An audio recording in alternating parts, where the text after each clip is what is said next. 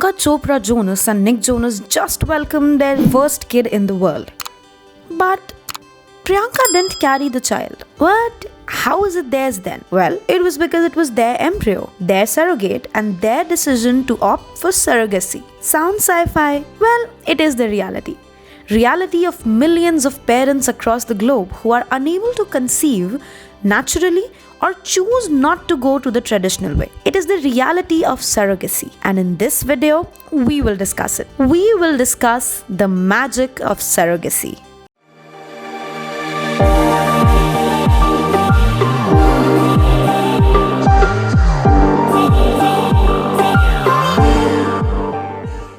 First things first, what is surrogacy?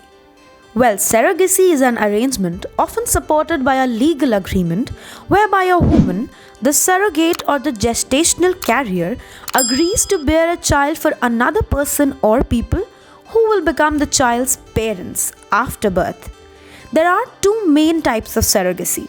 A traditional surrogacy, also known as partial, natural or straight surrogacy, is one where the surrogate's egg is fertilized by the intended father's or a donor's sperm. Insemination of the surrogate can be either through natural insemination or artificial insemination.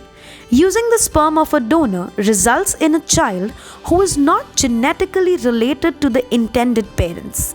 If the intended father's sperm is used in the insemination, the resulting child is genetically related to both the intended father and the surrogate. The next is gestational surrogacy. Gestational surrogacy, also known as host or full surrogacy, was first achieved in April 1986. It takes place when an embryo created by vitro fertilization technology or IVF is implanted in a surrogate, sometimes called a gestational carrier. Gestational surrogacy has several forms, and in each form, the resulting child is genetically unrelated to the surrogate. For instance, when the embryo is created using the intended father's sperm and the intended mother's egg, or when the embryo is created using the intended father's sperm and a donor egg, or when it is created using the intended mother's egg and a donor sperm. A donor embryo is transferred to the surrogate. Such an embryo may be available when others undergoing IVF have embryos left over, which they donate to other parents. The resulting child is genetically unrelated to the intended parents. In cases when the IVF treatment is done using the intended parent's egg and sperm, then the child is genetically related to the parents. Let's take a look at the history of surrogacy. When you think about the history of surrogacy, how long surrogacy has been around, you may think it's a fairly new process. To a certain extent, you are right. Surrogacy as we know it today has only been around for the last 30 years. However, the idea of surrogacy has been around for a lot longer, even tracing back to the biblical times. The first mention of surrogacy can be found in the book of Genesis, in the story of Sarah and Abraham. Sarah and Abraham were married but could not conceive a child of their own. So Sarah turned to her servant Hagar to be the mother of Abraham's child. This is a case of traditional surrogacy, where the surrogate uses her own egg in the child she is carrying for intended parents. Even though Sarah was not biologically related to the baby, she and Abraham both claimed the child as their own. Up until about 30 years ago, traditional surrogacies like these were the only way intended parents could create a child through surrogacy.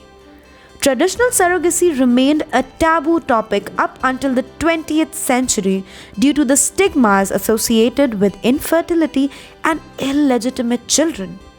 During this time, surrogate pregnancies would have been conceived naturally, which would be shameful for the married couple.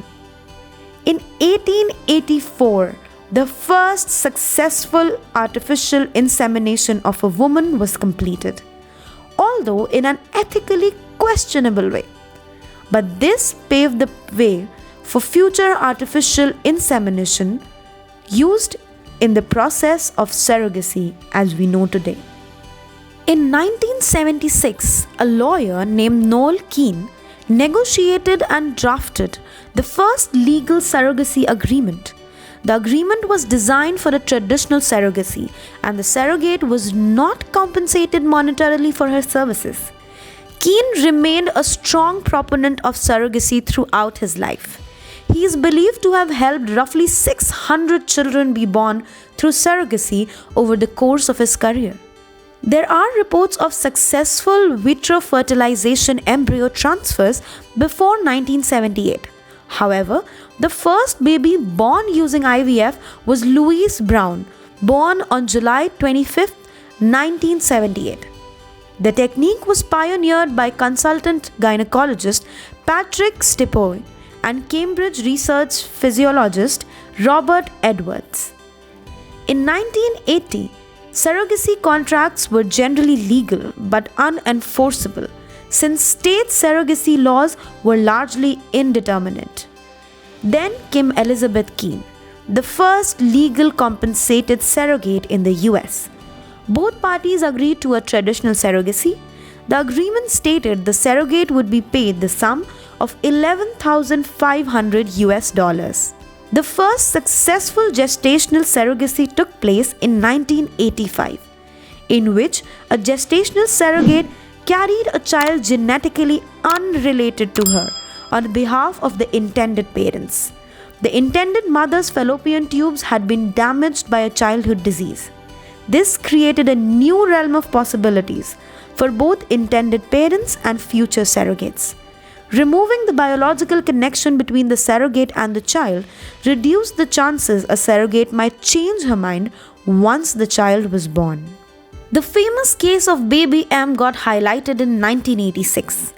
A woman agreed to be a traditional surrogate to a couple who could not conceive on their own. A surrogacy agreement was signed, the intended father's sperm was used, and the surrogate was to be paid $10,000 as compensation. Once the child was born, the surrogate decided she could not give up the baby. She tried to keep the child and went to the court with the intended parents in a lengthy custody battle. Eventually, the court granted custody to the intended father, who was also the child's biological father. The case enhanced momentum for legally contracted surrogacies.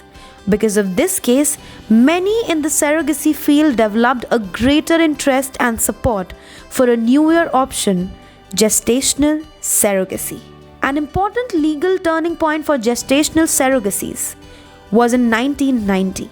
A gestational carrier who had signed a surrogacy agreement with IPs decided she wanted to keep the child. The carrier and the child shared no biological connection, and in the custody battle, the court sided with the intended parents. The ruling of Johnson v. Calvert proved a gestational surrogacy agreement was a legally binding agreement that would be supported in the court, ensuring the intended parents' parentage. While the legal timeline of surrogacy has evolved to a safe, effective practice with gestational carriers, it is important to note that surrogacy is still not legal in 50 states of the United States of America.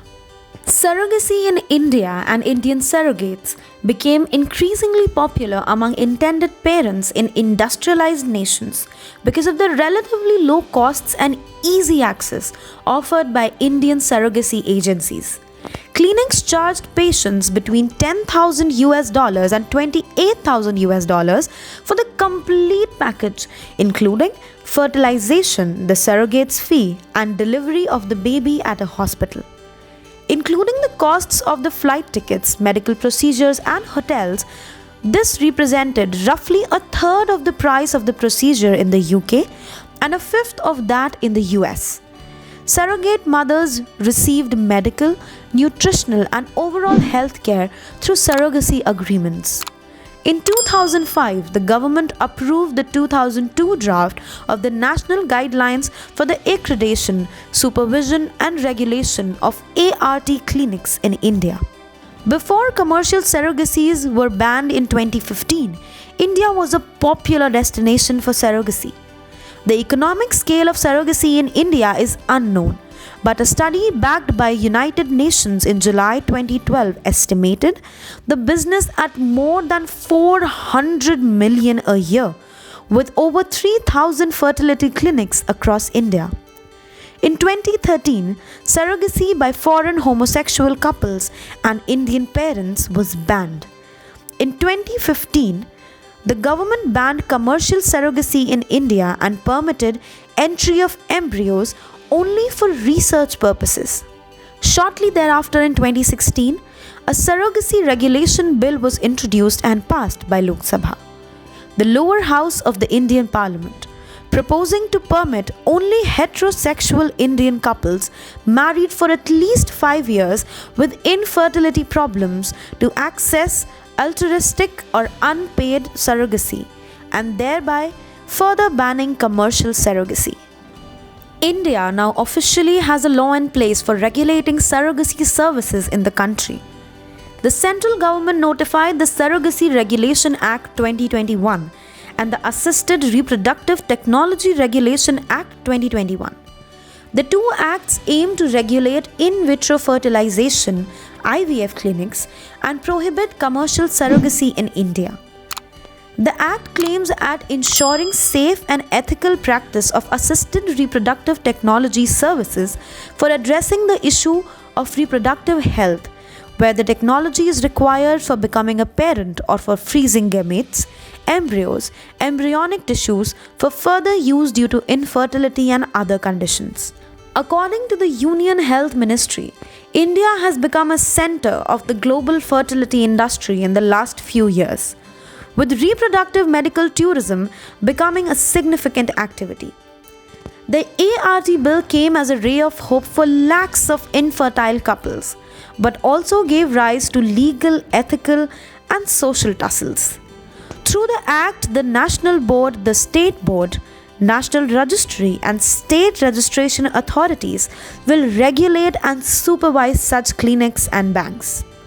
Over time, surrogacy laws have evolved to encourage the family building practice for hopeful parents worldwide. The taboo and stigma around surrogacy is slowly fading away as public figures are stepping up to embrace the idea and speak for it. But while they are embracing the idea of surrogacy, are you embracing our Vaultofvox family? You know the drill. Subscribe to our channel, like our video, comment down your views. And until we meet next, stay awesome, stay curious. Vaultofvox signing off.